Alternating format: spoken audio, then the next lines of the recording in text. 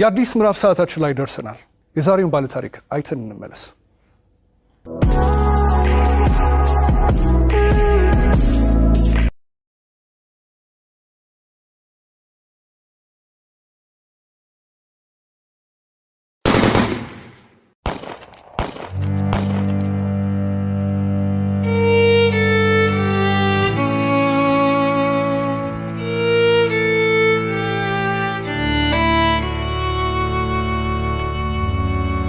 ስሜ ብርቱካን እባላለሁ። ተወልጄ ያደኩት ስናን ወረዳ ነው። ከእናትና ከአባቴ የመጀመሪያ ልጅ እኔ ነኝ።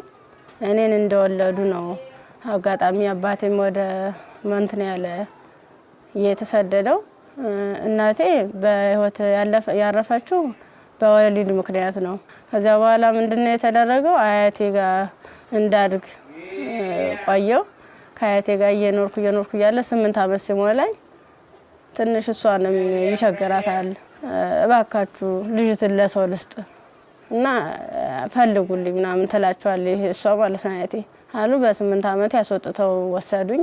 ከዛ እሱ የሁለት ልጆች አባት ነው፣ አንድ ሴትና የአንድ ወንድ እና እነሱን እያሳደኩኝ ልብስ የምሳጥብ የልጆችን ማለት ነው ካልሲ ያጥባለሁ፣ ወጥ እንድሰራ ሙያ እንድለማመድ እነሱ እያበረታታችኝ ሴትዮዋ ኢቭን በዓላት ራሱ ሲኖር ማንኛውንም ነገር ሲኖር ለልጆቹ ልብስ ሰርፕራይዝ ይገዛላቸዋል አውደ አመት ምናምን ሲመጣ። እኔ ደግሞ ሴትዮዋ ከምትለብሰው ልብስ ተቀድና ተጣጣፋ ጥንጥዬ ነበርኩ። እንትን ብላ በመኪና እንኳን አይሰፋም፣ እቤት ነበር በመርፌ ተሰፋው ነበር። እሱን ለብሼ እሄዳለሁ። ጫማም የተወረቁ የወደቀውን ልጆች ተጠቅሞ የጨረሱትን እሱን ሰጎትት ምንስል የባለም እንደዛው እየተማርኩኝ እያለ የሆነ ደረጃ ተሸላሚ ሆንኩኝ።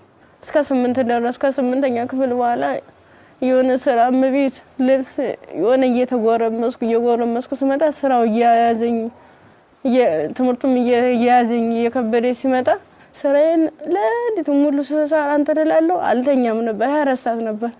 ከዛ ዩኒቨርሲቲ እንታ 12ኛ ክፍል ጨረስኩ። 12ም ያው 392 አመጣው። ውጤት ከመጣ በኋላ ወደ ዩኒቨርሲቲ ተመደብኩኝ።